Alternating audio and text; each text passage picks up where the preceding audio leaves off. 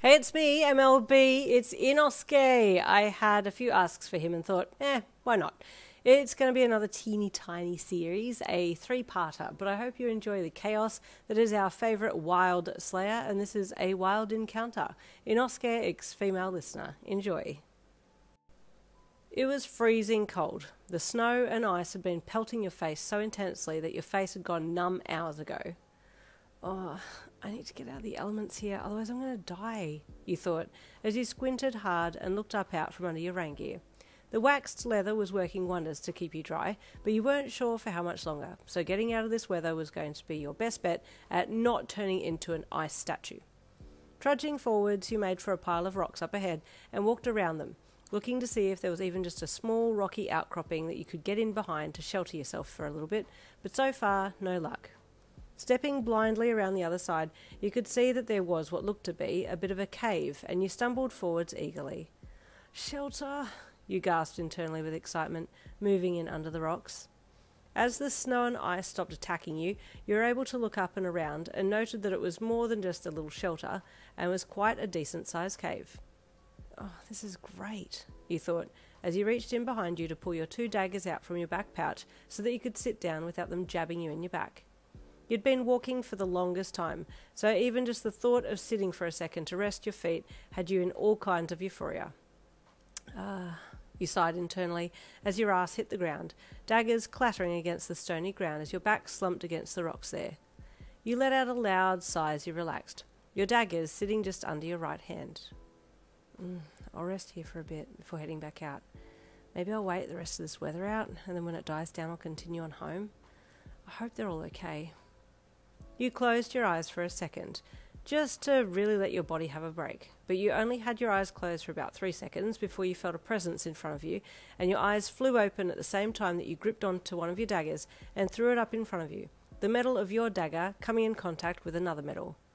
A crazed voice cackled, presumably coming from the thing that had just tried to attack you. "What are you doing?" you shouted at this being, as it flicked their weapon back and you reached across with your left hand to grab for your second dagger that was on the floor. "You have two weapons, just like me!" this creature shouted, jumping forwards to take a swing at you.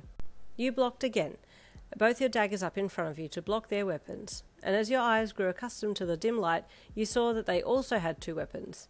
Two Nichiren katanas, but these were different from the normal katanas that you'd seen. These were jagged and chipped, and would most definitely rip and gouge if they hit flesh. All the more reason for you to stay away from this madman. "I'm not here to attack you," you yelled, still with your bum on the ground and your back against the rock wall.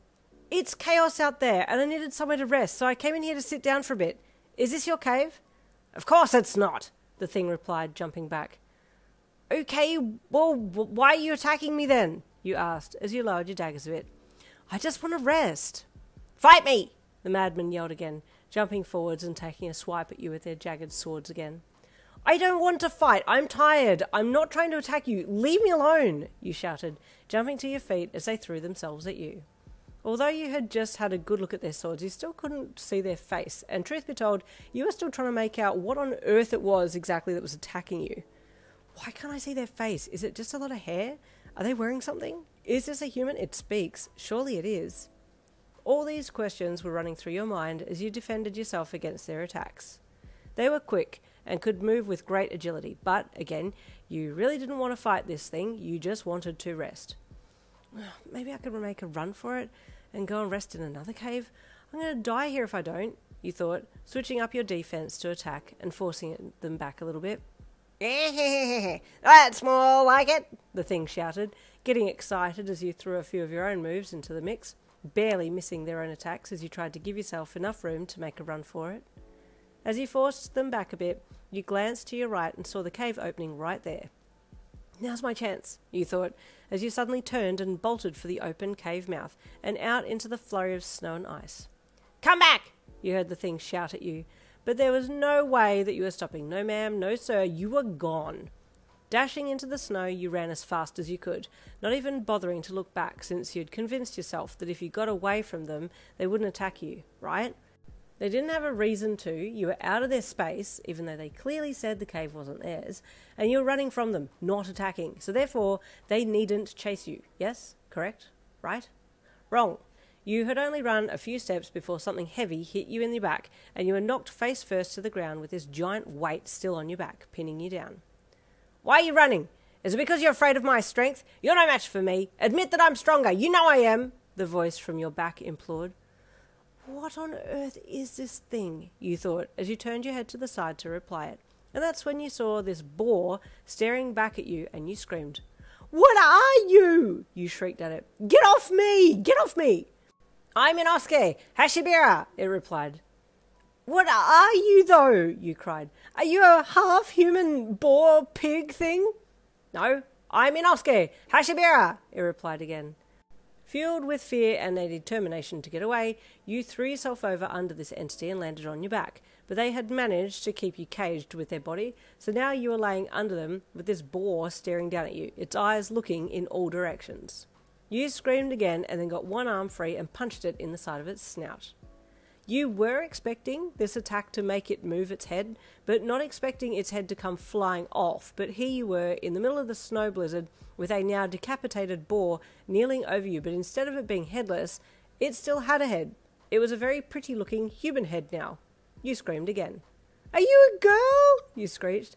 What the hell are you doing out here fighting people with a pig's head on?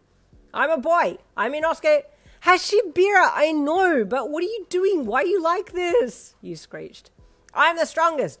I'm here to fight people to show I'm the strongest, he said proudly, sitting back off you with his hands on his hips. And that's when you saw he had zero clothes on from the hips up, in the middle of a snowstorm, with washboard abs and arms so cut you couldn't help but stare. You're insane, you deadpanned. No, I'm Inosuke Hashibira, I know. Far out. How many times are you going to say it? You said with exasperation. I need to get back to my family and I don't want to fight you. Congratulations, you're the strongest. Now, can you get off me so I can continue on my way? You haven't told me your name, he said, still sitting on top of you. It's Yin Lin. Now get off me, please. I'm leaving, you said firmly. You have 2 swords like me, he then said, completely ignoring your plea for him to get off. Yes, I do. Now get off or I'll kick you off, you threatened. You want to fight? He said excitedly, his bright feminine eyes brightening even more so in the storm as his hair whipped around everywhere. I'll fight you barehanded to get off me, you said, done with this idiot. He laughed, cracking his knuckles and getting ready for a fight.